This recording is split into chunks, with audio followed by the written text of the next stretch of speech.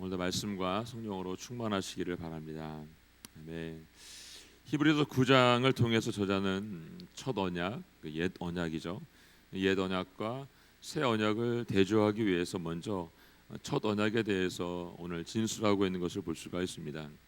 그는 이 첫 언약에 하나님께 나아가는 이 두 가지의 방법이 있는 것을 우리에게 말해주고 있습니다. 그러면서 이 두 가지 방법은 임시적인 것이라는 것을 우리에게 알려주고 있는 거죠. 먼저 1절 말씀 먼저 보도록 하겠습니다. 1절 말씀 시작. 첫 언약에는 예배 규례들과 세상에 속한 성소가 있었습니다. 네, 첫 언약에는 예배의 규례가 있다고 합니다. 그리고 그것이 세상에 속해 있는 성소에 있다라고 말하고 있는 걸 볼 수 있습니다. 이 세상에 속한 것으로 번역된 헬라어 코스미콘이라고 한 이 말은 신약 성경에서 대부분 하나님과의 대적적인 관계에 있는 것을 말할 때 사용되고 있는 걸 볼 수 있습니다. 근데 여기서는 지상적인 의미를 가지고 있습니다. 따라서 이 본문 9장 24절에 나오는 말 중에 손으로 만든 성소와 동일한 의미를 가지고 있는 볼 수 있습니다. 그래서 이 성소는 일시적일 뿐만 아니라 현재 세상이 불완전하다는 것을 우리에게 보여주고 있는 말씀입니다. 그래서 이제 첫 언약에 나타난 세상에 속한 이 성소, 즉 이 성막은 두 개의 방을 말하죠. 그래서 성소와 지성소를 구분해서 말해주게 됩니다. 두 개의 방 중에서 안쪽에 들어있는 방을 지성소라고 말하고 바깥쪽에 나와 있는 방을 성소라고 부릅니다. 2절부터 이제 나와 있는 말씀인데 먼저 2절 말씀 보도록 하겠습니다. 2절 시작. 첫 번째 장막이 세워졌는데 그 안은 촛대와 상과 진설병이 있었습니다. 이곳은 성소라고 불립니다. 네, 첫 번째 장막이 성소입니다.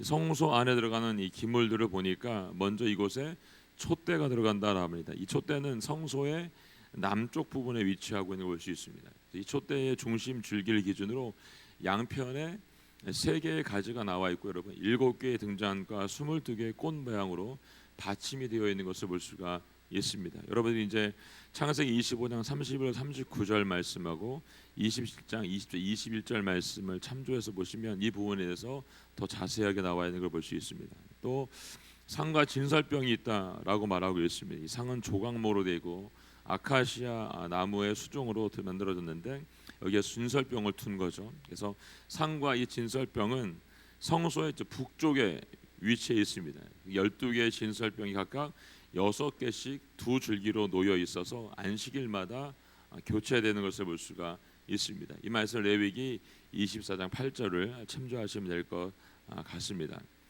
우리 3절부터 5절까지의 말씀에는 지성소와 지성소 안에 들어가는 것들에 대해서 알려주고 있는데요. 함께 볼까요? 3절부터 5절 말씀입니다. 시작.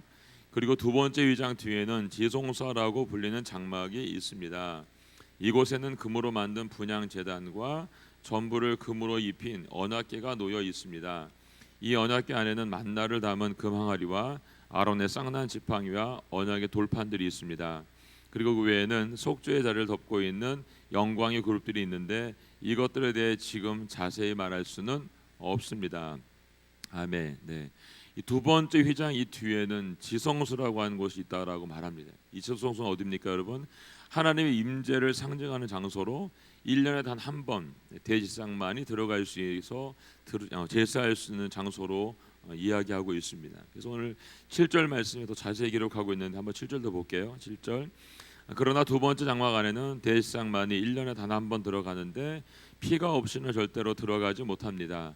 이 피는 그 자신을 위하여 또한 백성이 알지 못하고 지은 죄를 위한 것입니다. 아멘. 네. 지성소는 속죄일에만 들어갈 수 있었고 1년에 단 한 번만 그리고 들어갈 수 있었습니다. 누구를 위해서? 자신과 백성들의 죄, 알지 못하는 죄를 위해서 용서를 구하게 들어간다라고 말하고 있습니다.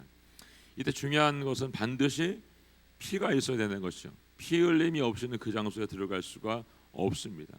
그래서 피를 가지고 피를 통해서만 가능할 수 있는 장소가 지성소입니다. 그리고 제사장을 통해서만 이 속죄제가 드려질 수가 있었습니다.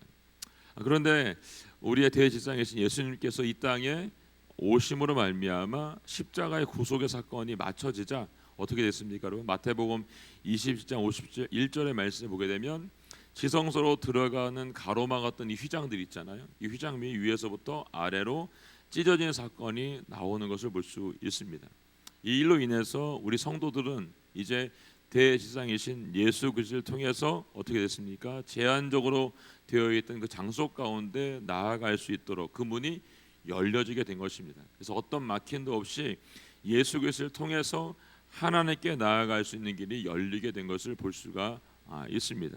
이전엔 대지상도가 피를 뿌리음으로만 갈 수 있었지만 주님이 십자가에 돌아가심으로 말미암아 부활하심으로 말미암아 그 길을 활짝 열어주었다는 것을 우리에게 보여주고 있습니다.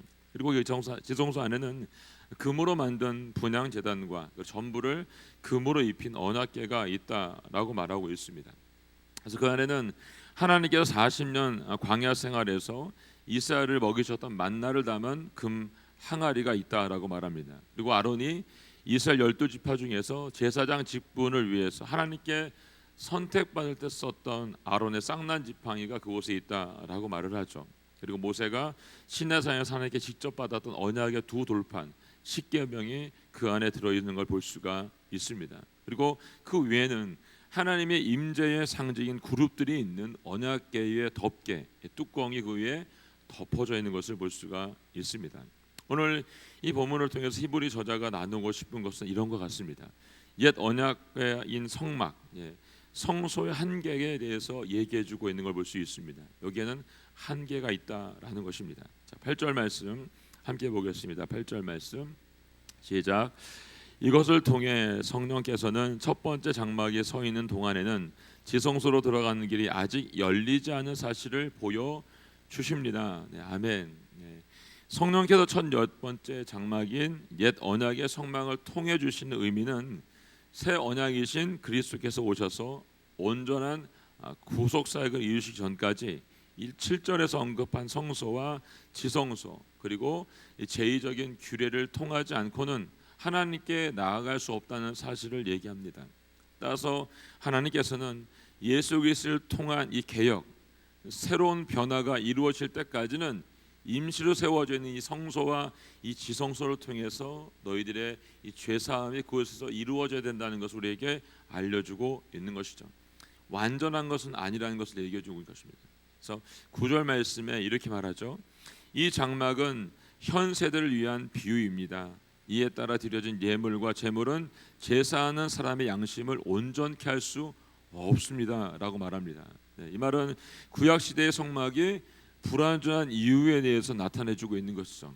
그 이유는 구약 시대의 성막의 제사로는 우리 안에 있는 양심, 이 양심을 온전케 할 수 없다라고 말합니다. 그래서 구약 시대에 드렸던 예물과 제사는 외형적이라는 거죠. 겉으로 보여지는 것.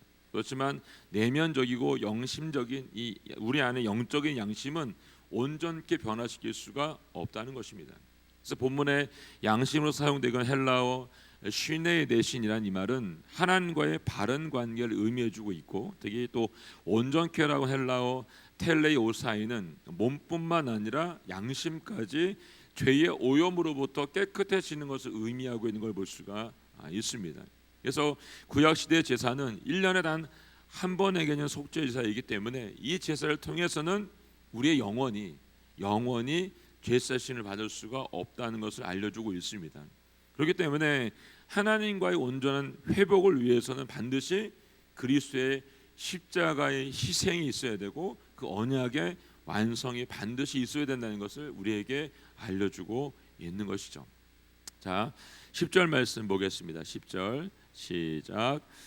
그것들은 먹고 마시는 것과 여러 가지 씻는 의식들과 관련된 것들로서 단지 개혁의 때까지 부과된 육체를 위한 규례들에 지나지 않습니다. 아멘. 네. 이 장막에 대한 규정은 물론 이제 구약 성경에 나타난 모든 규례들, 즉 먹고 마시는 것과 여러 가지 씻는 의식들에 관한 규정들이 모든 육체와 관련된 외형적인 예법인 것을 우리에게 보여주고 있는 부분입니다. 그래서 육체의 예법은 시내산에서 이스라엘 백성들에게 주어진 것이죠. 그래서 새 언약으로 바뀔 때까지만 이것이 효력이 있는 것입니다. 옛 언약이 여기서 이렇게 이루어지고 있는 걸 우리에게 보여주고 있는 것이죠. 옛 언약은 이제 예수 그리스도를 통해서만 양심이 깨끗해지고 새 언약이 성취될 때까지만 그들이 가지고 있는 효력을 발휘할 수 있게 되는 것을 우리에게 보여주고 있습니다. 그래서 본문에서 개혁의 때까지라고 말하는 이 개혁이라고 하는 것은 디오도세 오스인데, 이 말은 본래의 정상적인 상태의 회복을 얘기해주고 있고 새로운 질서를 의미하고 있는 걸 볼 수가 있습니다. 따라서 하나님께서 개혁하신다는 말씀은 죄인인 인간이 태초의 아담과 하와를 창조하셨던 그때의 모습으로 회복시켜 준다라는 뜻을 가지고 있는 걸 볼 수 있습니다. 그리고 이 완전한 구원은 오직 예수 그리스도 통해서만 이루어질 수 있다, 가능하다라는 것을 우리에게 보여주고 있는 것입니다. 그렇다면 오늘 본문을 통해서 마지막으로 우리들이 온전하게 만들어지기 위해서 가져야 될 태도들은 어떤 것이 있는가를 좀 묵상해 보았습니다. 첫 번째 묵상은 외형적인 부분에 있어서 멈춰 있지 말라는 것입니다. 겉으로 보여주는 것에, 광야의 40년 동안 하나님은 이스라엘 백성들에게 불과 구름 기둥으로 그리고 만나와 매치기로 하나님의 살아계심을 눈으로 보여주고 몸으로 느낄 수 있게 해주었던 걸 볼 수 있습니다. 그런데 이스라엘 백성들은 모세가 시내산에 올라가서 내려오지 않게 되지 어떻게 했죠, 여러분? 눈에 보이는 애굽의 신과 같은 이 금송아지를 만들어 달라고 아론에게 부추겼던 것을 볼 수가 있습니다. 눈에 보이지 않으니까 보여지는 것을 우리에게 달라라고 말을 했고, 아론은 금으로 만든 송아지를 그들에게 만들어 주었던 것을 볼 수가 있습니다. 외형적인 이 부분을 그들은 보아야 된다는 거죠. 만져줘야 된다는 걸 얘기해 주고 있습니다. 우리가 지난 주에 우리 말씀을 나누면서 아브라함은 보지 못하고 우리가 만져지지 않았지만 주님이 말씀하시자기 길을 걸어갔다라고 말하고 있습니다. 눈에 보이는 게 다가 아니라고 했습니다. 이와 같이 오랜 시간이 지났음에도 불구하고 이스라엘 백성들이 성서를 통해서, 지성서를 통해서 눈에 보여지는 신앙으로 멈춰 살고 있는 걸 얘기하고 있는 것이죠. 우리도 역시 눈에 보여지는 것에 멈춰 살게 되면 이들과 별반 차이가 없다는 것을 우리에게 알려주고 있습니다. 그래서 지금 당장은 눈에 보이지는 않지만 영원한 소망이 되어주신 구원의 길, 생명의 길, 예수님을 바라보고 나아가는 은혜가 우리 모두 가운데 있기를 원합니다. 그래서 오늘도 우리가 눈에 보이는 것이 아닌 예수 그리스도를 바라보고 우리의 시선을 그분께 고정할 수 있기를 원합니다. 두 번째는 더 깊이 더 멀리 볼 수 있는 통찰력을 우리가 갖기를 원합니다.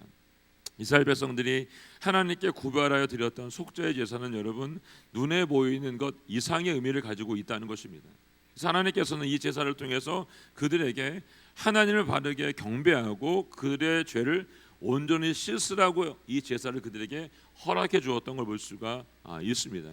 근데 그들이 어떻죠, 여러분? 이 이후의 삶을 보게 되면 그들이 드렸던 이 제사들을 함부로 했던 것을 볼 수가 있습니다. 아론의 그 아들들이 이 제사에 대해서 아주 그냥 일반적으로 아무렇지 않게 드렸던 것을 통해서 나중에 죽음을 맞이하게 되는 걸 볼 수가 있습니다.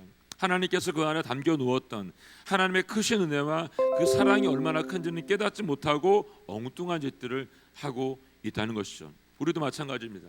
우리가 드리고 있는 예배, 우리가 드리고 있는 기도, 우리가 드리고 있는 찬양, 우리가 많은 모든 만남 가운데 더 깊은 통찰력과 더 멀리 보일 수 있는 통찰력이 없게 되면 우리는 세상과 별반 차이가 없게 된다는 것을 말씀해주고 있는 것입니다.